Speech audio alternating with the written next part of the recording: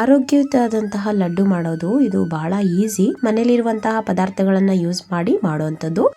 ಈಗ ಒಂದು ಪ್ಯಾನ್ಗೆ 3 ಸ್ಪೂನ್ ಕಡಲೆಕಾಯಿ ಬೀಜವನ್ನು ಹಾಕ್ತಾ ಇದ್ದೀನಿ. ಇದನ್ನು ಸ್ವಲ್ಪ ಹುರ್ಕೋಬೇಕು. ಇದು ಸ್ವಲ್ಪ ಕಲರ್ ಚೇಂಜ್ ಆಗೋ ತನಕ ಹುರ್ಕೋಬೇಕು.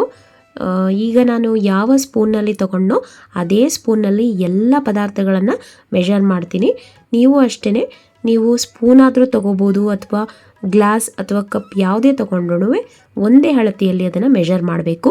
ಈಗ ಇದು ಚೆನ್ನಾಗಿ ಫ್ರೈ ಆಗಿದೆ. ಇದನ್ನು ಒಂದು ಕಡೆ ತೆಗೆದಿಡ್ತಾ ಇದ್ದೀನಿ. ಸೇಮ್ ಬಾಣಲೆಗೆ ಈಗ 3 ಸ್ಪೂನ್ ಹುರ್ಗಡ್ಲೆಯನ್ನು ಹಾಕ್ತಾ ಇದ್ದೀನಿ. ಇದನ್ನು ಕೂಡ ಸ್ವಲ್ಪ ಹೊತ್ತು ಫ್ರೈ ಮಾಡ್ಕೋಬೇಕು. ಸ್ವಲ್ಪ ಕಲರ್ ಬರೋ ತನಕನೂ ಫ್ರೈ ಮಾಡ್ಕೋಬೇಕು. ಈಗ ಇದು ಕಲರ್ ಬಂದಿದೆ. ಇದನ್ನು ಒಂದು ಸೈಡಿಗೆ ತೆಗೆದಿಡ್ತಾ ಇದ್ದೀನಿ. ಈಗ ಲಾಸ್ಟ್ ಇಂಗ್ರೀಡಿಯೆಂಟ್ನ ಹುರ್ಕೋಬೇಕು. ಈಗ ಇದಕ್ಕೆ 3 ಸ್ಪೂನ್ ಎಳ್ಳನ್ನು ಹಾಕ್ತಾ ಇದ್ದೀನಿ. ಇಲ್ಲಿ ಬಿಳಿ ಎಳ್ಳನ್ನು ಯೂಸ್ ಮಾಡಿದ್ದೀನಿ. ನೀವು ಕಪ್ಪು ಎಳ್ಳಿದ್ರೂ ಕೂಡ ಅದನ್ನು ಕೂಡ ಯೂಸ್ ಮಾಡ್ಬೋದು.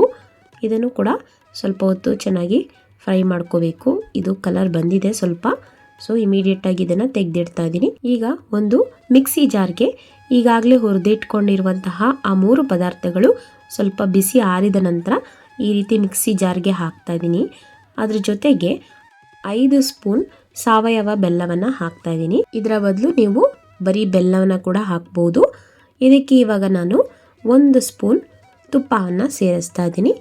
ಮತ್ತು ಘಮ ಬರಲಿಕ್ಕೋಸ್ಕರ 2 ಏಲಕ್ಕಿಯನ್ನು ಸೇರಿಸಿದ್ದೀನಿ. ಇವೆಲ್ಲವನ್ನು ಈಗ ಮಿಕ್ಸಿಯಲ್ಲಿ ಗ್ರೈಂಡ್ ಮಾಡ್ಕೊಂಡು ಬರಬೇಕು.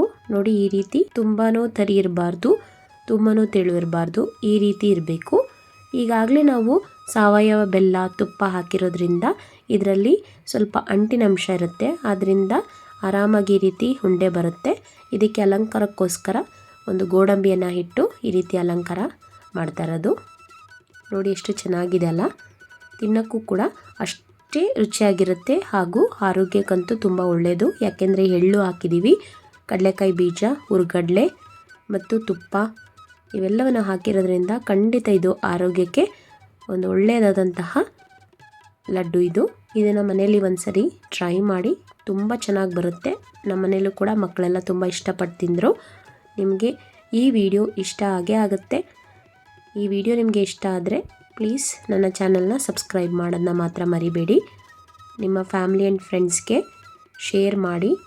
ನಿಮಗೆ ಈ ವಿಡಿಯೋ ಇಷ್ಟ ಆಗಿದ್ದರೆ ಇದಕ್ಕೊಂದು ಲೈಕ್ ಮಾಡಿ. Thanks for watching.